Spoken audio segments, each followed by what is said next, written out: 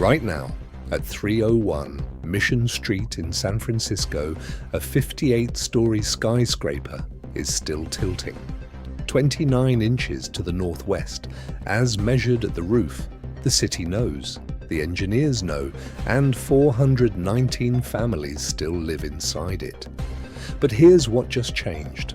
After spending $100 million on a repair that took 3 years to complete, new monitoring data shows the building is not just tilting.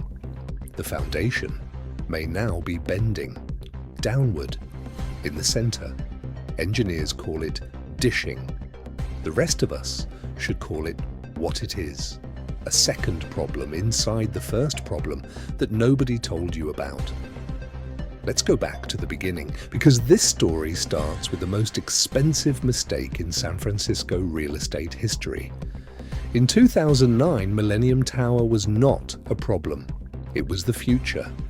The 58-story tower at Mission and Fremont was the tallest residential skyscraper in San Francisco. Developer Millennium Partners generated $750 million in total sales revenue from its 419 luxury units. Celebrity buyers lined up. Joe Montana bought, Kevin Durant bought, late billionaire venture capitalist Thomas Perkins bought. A penthouse sold for $13 million. The building was described as the pinnacle of San Francisco's financial district. Then it started sinking. Here is the thing nobody explains properly about why this building failed. San Francisco sits on bay mud. Specifically, the land under 301 Mission Street is made of soft, compressible clay, marine deposits laid down by San Francisco Bay over thousands of years. Think of it like wet sand under a table leg. The heavier the table, the deeper the leg sinks. Millennium Tower was designed to exert roughly 1,000 pounds per square foot on that ground. A typical one-story home exerts about 100. The original foundation design used 990 pre-stressed concrete piles. Those piles extended 90 feet below grade into dense sand. Not bedrock, sand. Bedrock in that part of San Francisco sits more than 200 feet below street level.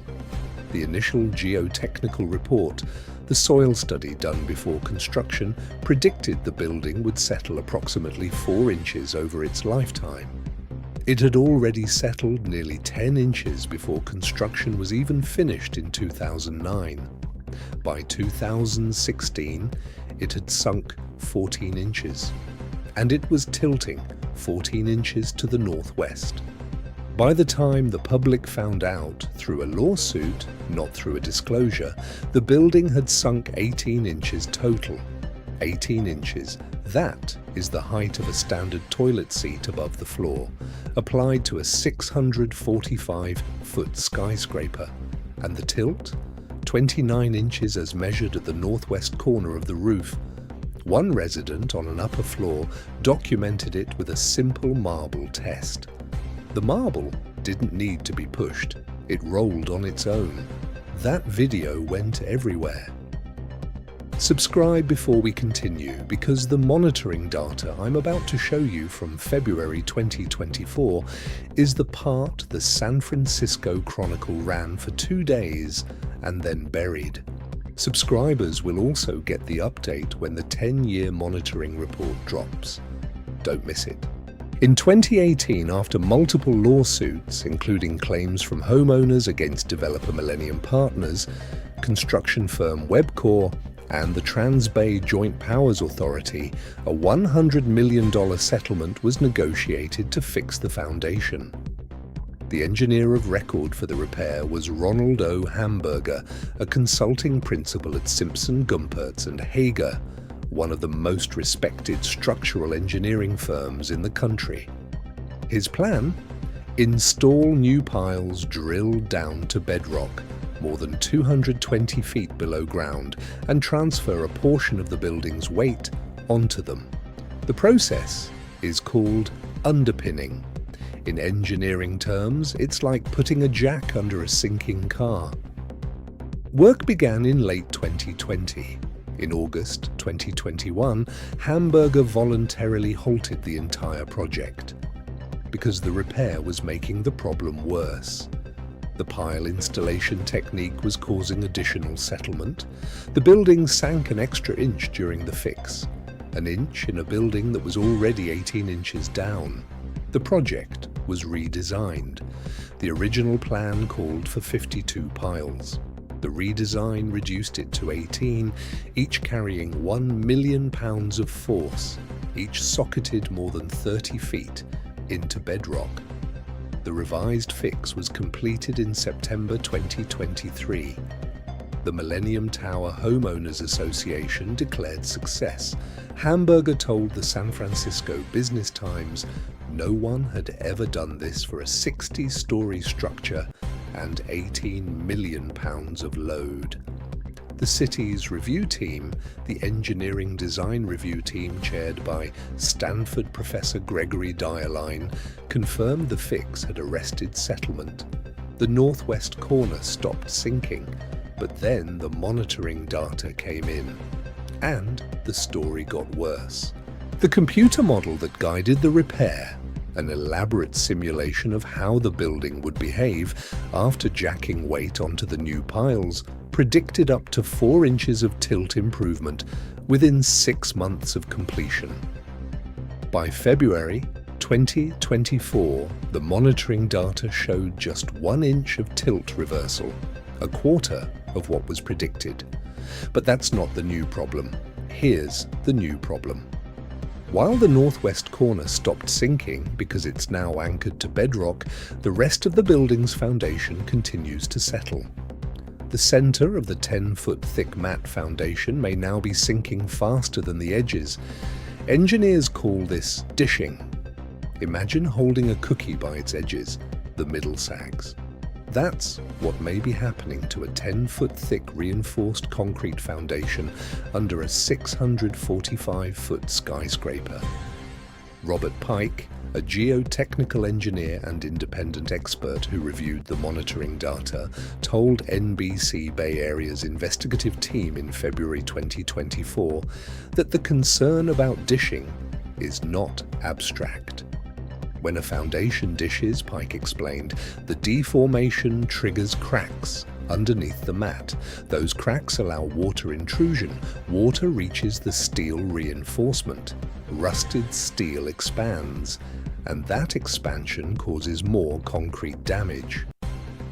It's highly likely, Pike said, that there's been an increase in cracking for this kind of fix.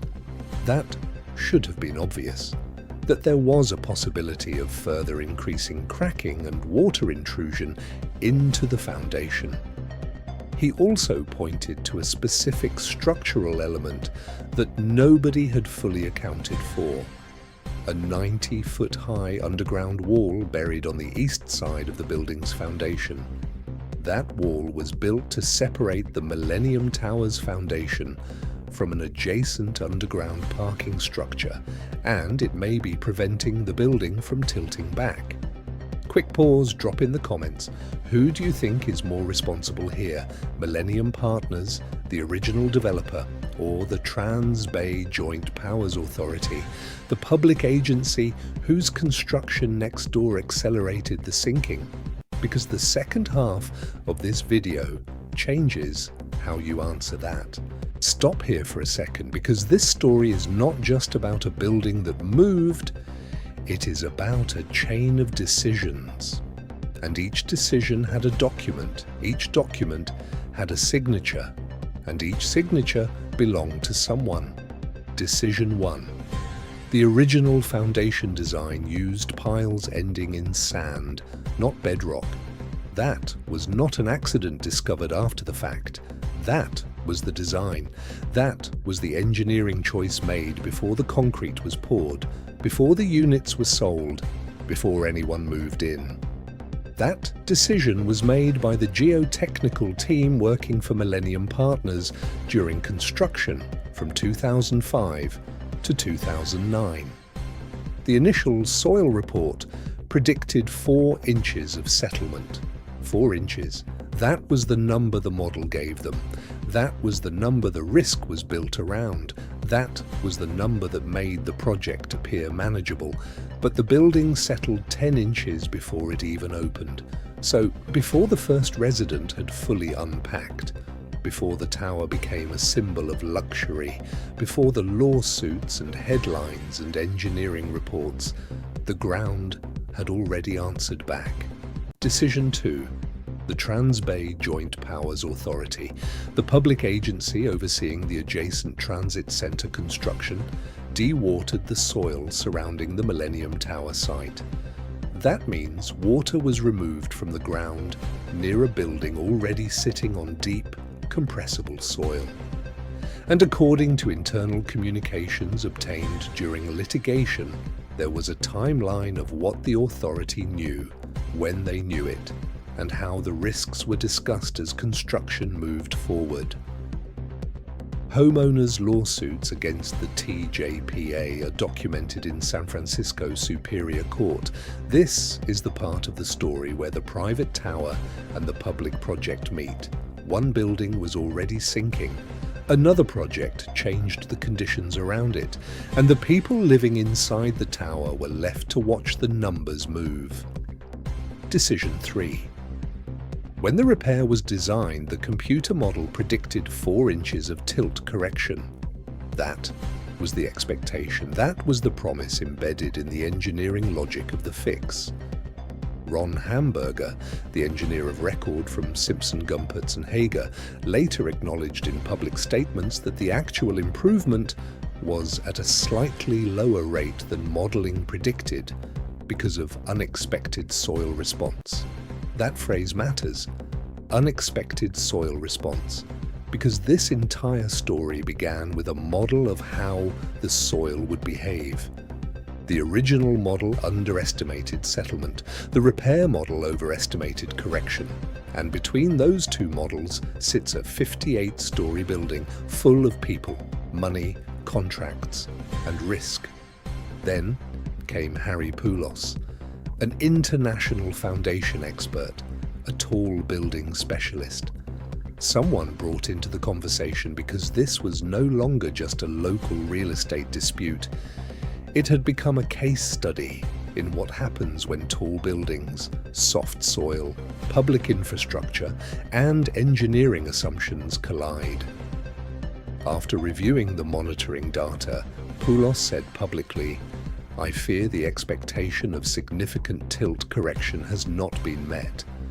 That sentence lands like a verdict. Not because the building has fallen, it has not. Not because the engineers say it is unsafe, they do not. But because the central promise of the repair was correction, and the correction has not happened the way the model said it would. The building remains. The residents remain, the lawsuits remain in the history of the project. The tilt remains. And now, the most important question may not be whether the tower is still leaning. It may be whether the foundation itself is changing shape beneath it. Here's what this means for the people inside. In 2024, the average resale loss for units at Millennium Tower was 20.5%. compared to original purchase prices. That's not a market correction. That's the price of a building's reputation. One unit on the 5th floor sold in 2024 for $720,000, down 52% from what the seller paid in 2015. In 2022, a unit on the 54th floor sold for $2.7 million. The original purchase price in 2012 was $4.3 million, a $1.6 million loss on a view unit on a 54th floor in San Francisco. A penthouse that once sold for $13 million resold in January 2025 for $9 million. As of mid-2025, 9 of 11 units listed for sale were priced below original purchase price. The building's homeowners association has hired a public relations firm and produced a short film about the engineering achievement. The tilt, they say, is slowly reversing. The monitoring data says 1 inch in 18 months, out of a predicted 4. Bloque 7, estado actual y cierre. Lo que está pasando ahora mismo y lo que queda abierto. Here is where we are right now, May 2026. Millennium Tower is no longer just a story about what happened during construction. It is now a story about what remains unresolved after the lawsuits, after the repairs, after the headlines moved on. The building is under a mandatory 10-year monitoring plan. The first 18 months of data confirmed that the northwest corner is stable.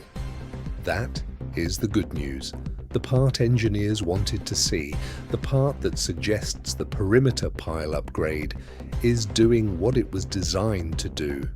But that is not the whole story, because while the northwest corner has stabilized, the center of the mat foundation continues to move. And that leads to the question that has never fully gone away. Is the foundation still bending?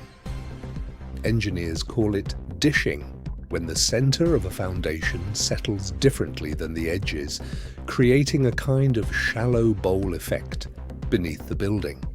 And if that is happening, the question is not just whether the tower is sinking. The question is whether the massive concrete mat holding up the building is changing shape. Robert Pike has said that any full assessment would require inspecting the underside of the foundation. That is not a simple check. That is not someone walking into the basement with a flashlight. That means looking beneath the very structure carrying the weight of a 58-story tower. And as of now, that question has not been publicly resolved. The building remains occupied. All 419 units. People still live there. Elevators still run. Lights still turn on at night. Residents still look out over one of the most expensive skylines in America. Because structural engineers, including the city's own review team, say the building is safe. And this is where the paradox lives.